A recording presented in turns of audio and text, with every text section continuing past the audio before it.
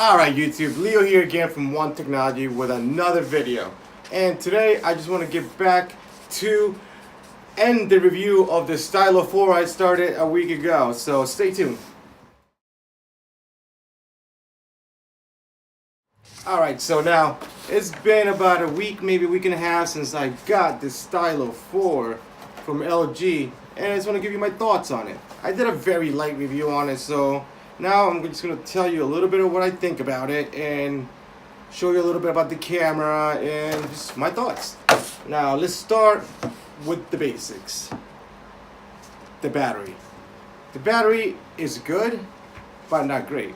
It does last me all day, but I'm also in my car all the time, so I'm charging it. So it's a comfortable day for the battery. No complaints, not too much complaints on it. It's not great, but not too many complaints on it. So the second thing, I love that it's Android. I love that you can customize it, because as you can see now, this is my what my build looks like, I guess you can call it. And this is obviously Android, and I love Nova Launcher, so we have Nova Launcher on it. I get to put I'm a big fan of having all my apps on one screen, so everything here is perfect. I got the weather on top, I got the Google search bar at the bottom, and I got all the apps I usually pretty much use on an everyday basis. And in that aspect, it's great. I love the big screen, and it does make me feel like it's a flagship phone. It's really cheap. I remember I only paid $129 for it. Now, screen size is really good.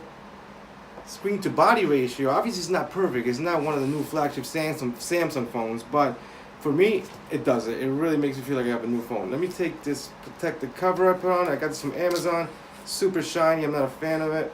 I do like covers on it because I can stick the metal thing on it, and that's how my stand works in the car. Just metal and magnets. Perfect.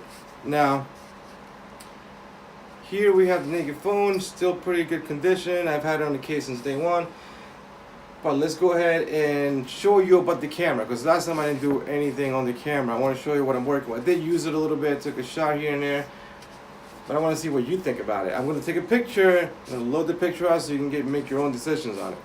So I got my boy Rick over here, and his color is really not that bright or potent. I don't know how to say it, but I think it'll do for now. Plus I have the hard drive on underneath. The green is pretty bright on it. You can see how that comes out.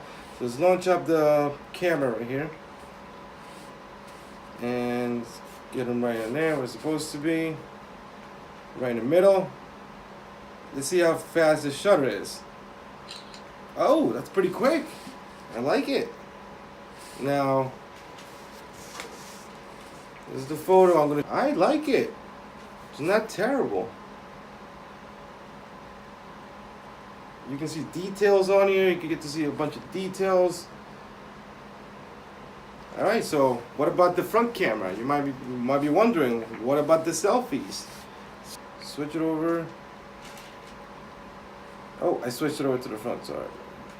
Let's play with some modes. What do we got here? I think this is the beauty mode. Oh, I don't know if it was on or not, but let's see what happens. We can adjust the brightness and all that. That's pretty much standard, but I'm looking for the quality. Let's go back to the regular. Yep, it's pretty much the basic settings it was set on. Alright, let's open it up again, and let's do a selfie. Alright, let's see if it looks a little different this time. Still kind of washed up. I see like they're trying to blend me in a little bit. I'll show you in the big screen. Now, that's the camera. Now let's see what else we talk about this bad boy. The stylus. I have not found myself using this at all, but it does seem to work pretty well from the little bit that I dabbled with it when I first got it. Usually, as usual with any stylus, once you pop it out, you get some sort of extra options. You got gift capture, you got a pop memo. I'm guessing that's a quick way to take notes or something. Let's touch it. Yeah, pretty much. Type some notes. Let's see how accurate it is. It's making this noise too as you write on it. I guess it's trying to mimic some sort of pencil on paper noise. It's a little too loud. Alright. I mean, I guess it does what it's supposed to do. Is there a way to clear the whole thing in one shot?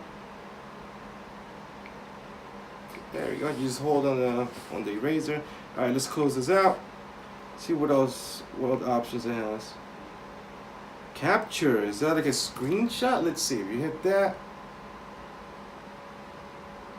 Yep, that's a screenshot. I guess you can do whatever you like on it. Do some edit. Post up something or highlight something on the picture. Alright, so let's stylus. Let's put this back in here. The camera, you'll see the picture quality so far. My opinion on this, it's worth the money. It gives you the feeling of a flagship phone without actually having a flagship phone. And having USB-C on it, it's a great thing because everything's switching over to USB-C. The charging is pretty fast. I wouldn't say it's as fast as I've seen, but it does charge pretty quick. Everything works pretty good on it.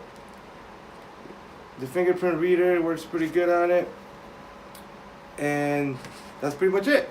Thank you very much for watching this little review and my thoughts on the first week. Would I recommend this phone? Yes, I would. If you're on a budget and you want to get a feel of what having one of these new big screen phones with small bezels on it for the cheap, go ahead over to Walmart, Boost Mobile, $129.